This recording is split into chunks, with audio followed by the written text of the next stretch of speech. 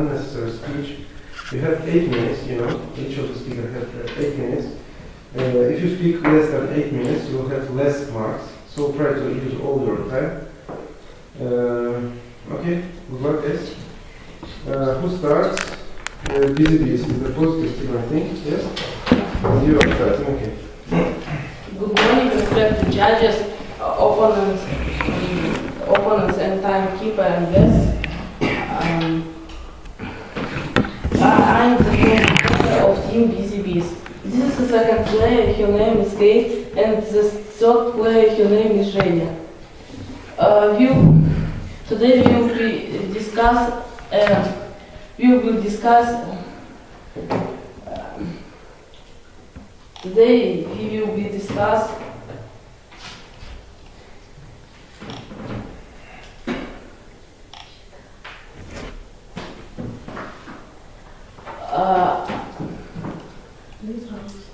this house believes that people who have HIV should inform society about this study. Criteria: priority of human rights. Our first argument: it will save and protect others. The population will be informed in proper way that the disease is deadly. The second argument is this status is not a personal problem; it is a problem of state. Thank you for your attention.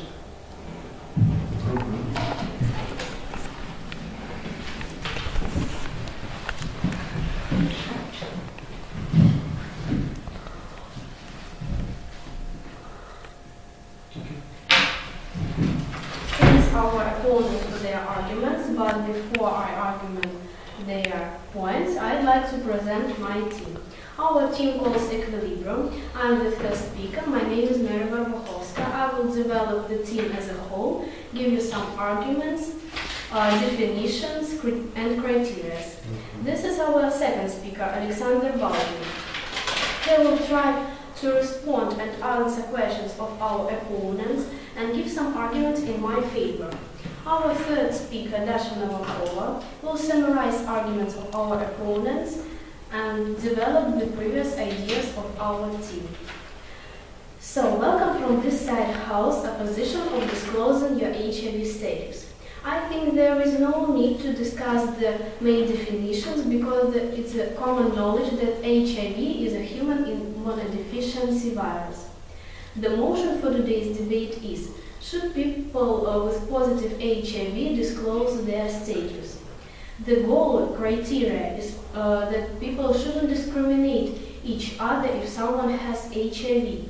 There is no necessity to tell about HIV positive status. I'd like to start with the fact that nowadays telling others you have HIV can be scary, painful, and hard.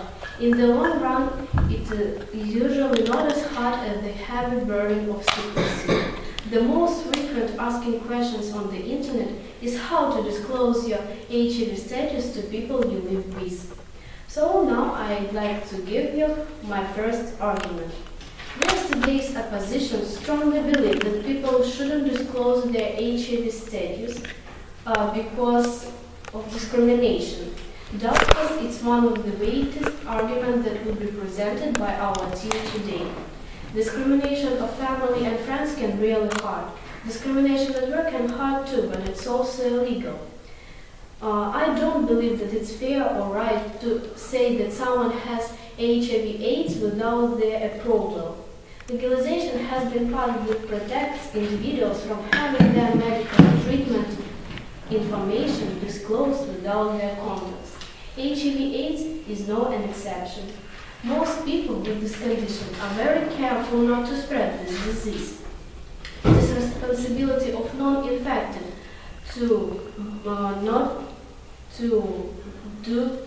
not to have HIV. Just because something is feared doesn't mean that people should suffer underlying because of others' fears. Secondly, let me try to explain that telling about your HIV status is desirable. The circumstances and timing often vary, however. some people are able to tell about their HIV status immediately, others may hold back because of the concerns of potential negative consequences. Some HIV positive people may be reluctant to disclose, whilst the truth is still developing in relatively new relationships. As an example, I would like to quote a gay man from Canada. "I just felt a kind of dirty. I guess by being rejected and knowing that they'll probably happen again has turned me off more." My last argument, that in other cases, discussing HIV in the context of casual, non-formalized or short-term relationships may seem out of step with the behavioral norms of the suitable for those encounters. For women in particular, confidentiality of their HIV status is essential in protecting their human rights, because women may find themselves abounded, a subject of domestic violence. Further, in some cases, particularly for women, fear of violence is the biggest reason why they don't disclose their HIV status. So, ladies and gentlemen, what I have told you today, what are these? First is a possibility of discrimination. Second is desirable to share information and finding yourself a kind of dirty or ugly. Last but not the least argument, which will be presented by our team today, is that women can find themselves abounded and subject of domestic violence. In my point of view, I rejected arguments of our opponents and gave new ones. Thanks for your attention.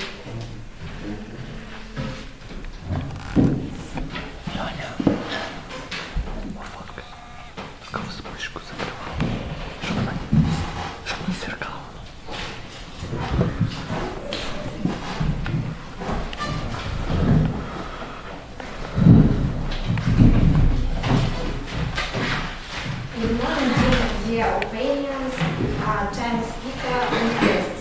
I'm a second player, Kate, and I on the team of Busy Bees. Firstly, I'd like to review to you arguments about that we shouldn't talk about the people or their HIV status. We think that people should inform the people about their status because we must know with whom we can speak. Secondly, I want to say that my team is disagree with your agrees concerning that this is a confident informant because every person who have HIV virus have confident information, and if he or she didn't speak about this, no, he mustn't speak. Third, I'd like to continue my team's case. I shall give you more arguments which proved our views. Firstly, it will save and protect others. The population will be informed in the proper way that this disease in deadly. It will prevent the spread of HIV. You will realize people will know about this illness not only from internet or other kind of mass media, but we will learn for real example. Only this they will be informed in a proper way. If they is informed a proper way, they will be understand a problem and take it seriously. The second argument is that this status is not a personal problem, it is a problem of a state. Knowing the big number of sick people, the government will have to give enough money to cure HIV. The states should know when a big number of sick people, the government will have to give enough money to cure this illness. Officially, 120,000 people are positive people. Unofficially, people 400,000 have this virus.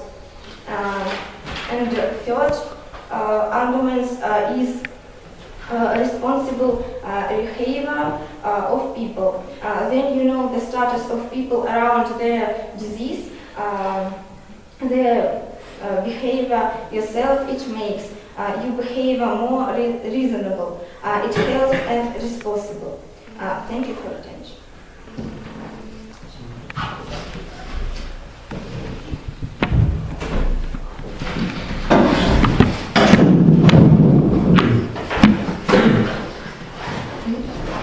So, good morning all. I'm the second speaker of opposition team, and first I would like to respond to what today's proposition team said.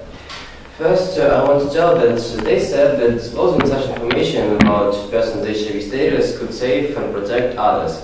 But I need to say that HIV status can be spread with casual contact, so it not makes sense to think whom you're talking about.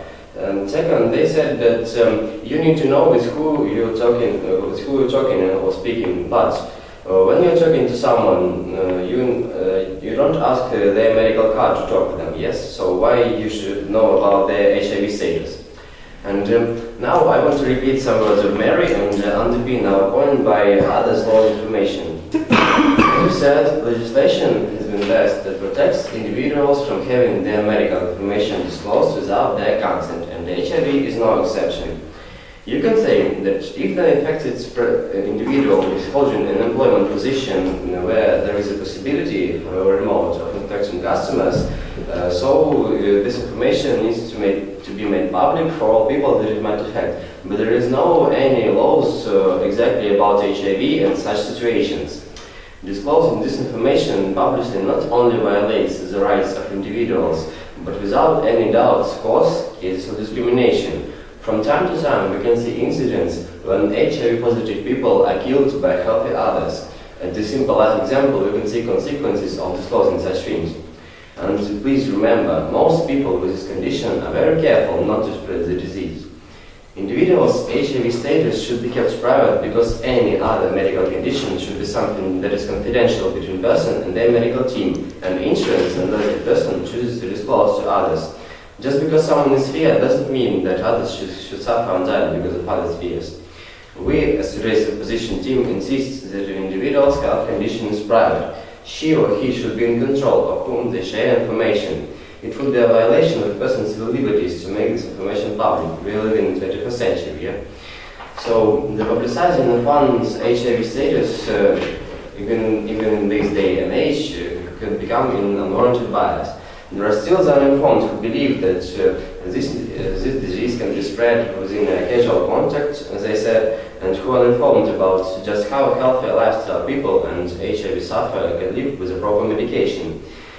So my main and my only argument today is that there are many countless viruses and illnesses that are contagious. Many of them can kill people even faster than HIV. But they, however, they are not made public. A person's medical information is confidential information, so why HIV should be an exception? I think it shouldn't. So, thanks for your attention.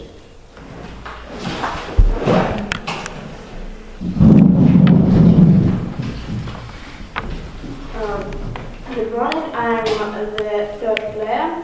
My name is Jane. Our first argument was that it will save and protect others. The population will be informed in a proper way with the disease indeed. People will know about this illness not from internet, mass media, but they will have a real example. They will behave themselves and take this discuss very seriously. The second argument, this status is not a personal problem, it is the problem of the state. Knowing the big number of sick people, the government will have to give enough money to help these sick people. Actually, 120,000 are HIV positive people, and not officially they are 400,000 people. It is written in the World Health Organization. We can see the difference between the numbers is 4 times more. But if these people disclose their status, the government will pay more attention to these people. And the third argument, the possible behavior of people. You realize how dangerous this illness is. They will think how to behave themselves, and to be warned is to be armed. You describe your chances of contracting HIV. So, in conclusion, I want to say that our arguments and facts were more stronger. Thank you for your attention.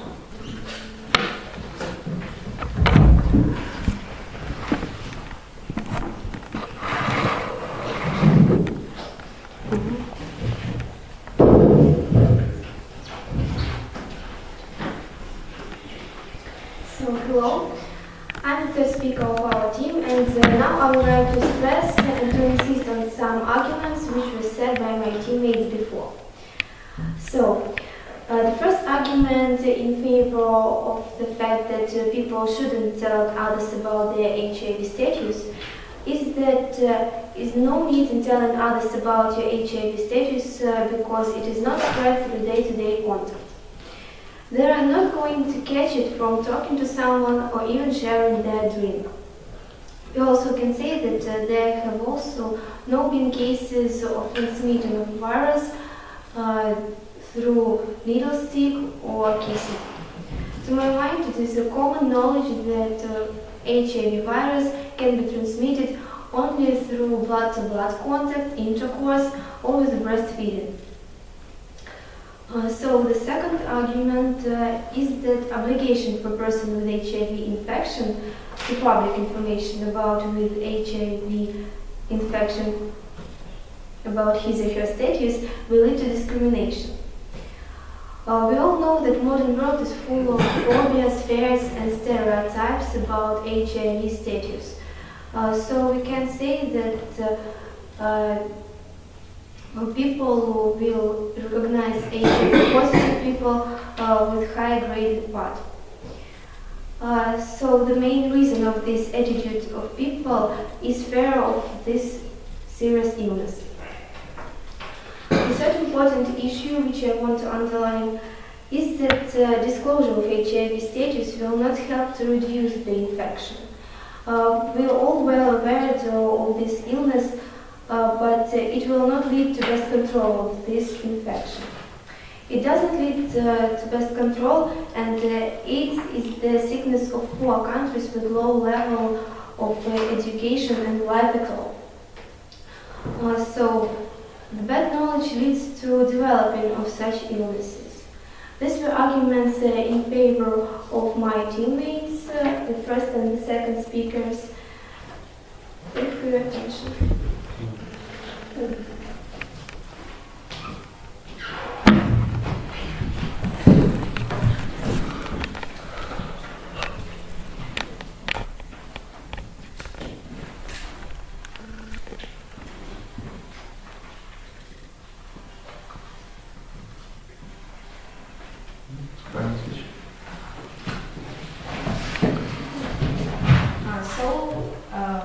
We think that our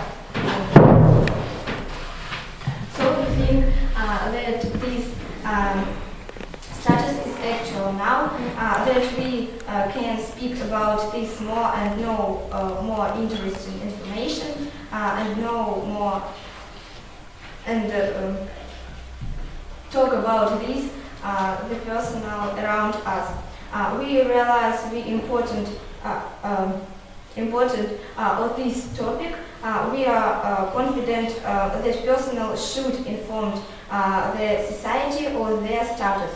We think that our arguments were stronger. Thanks. Can I say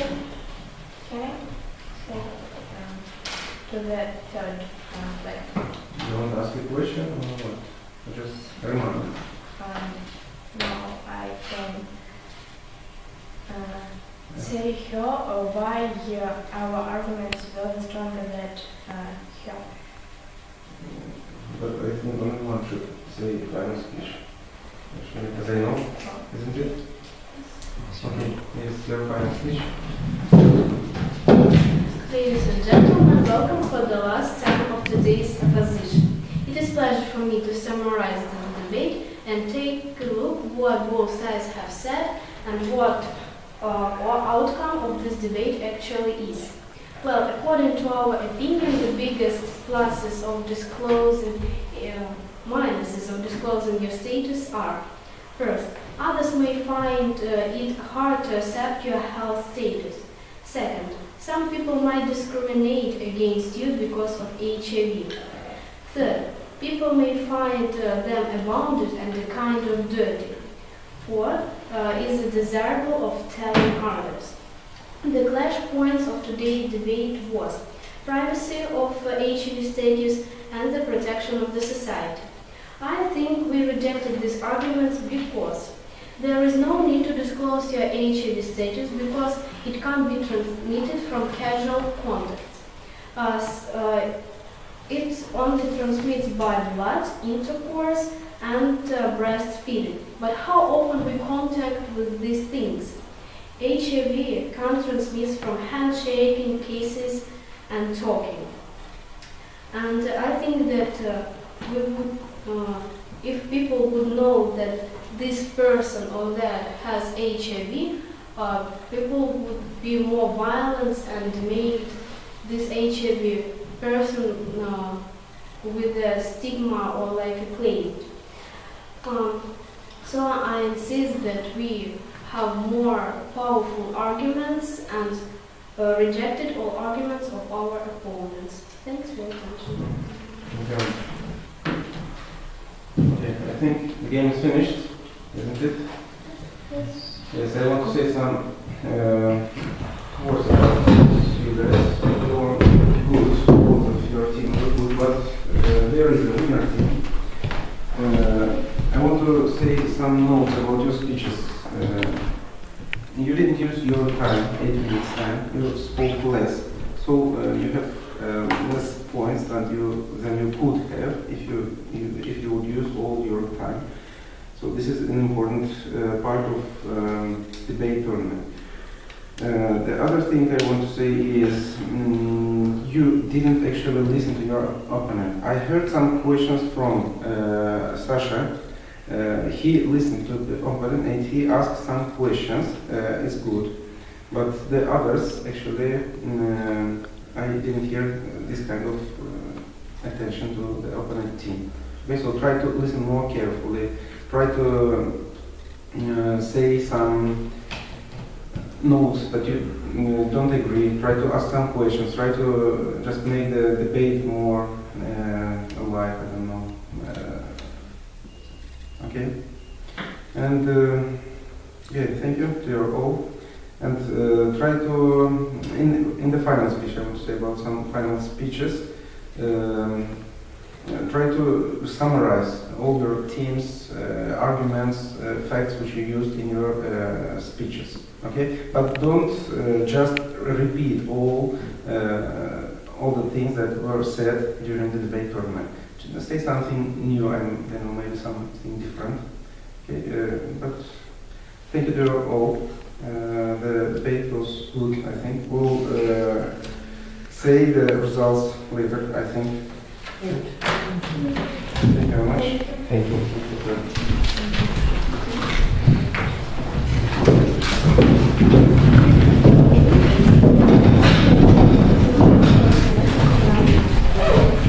Скажите, что вы... Мы лучшие.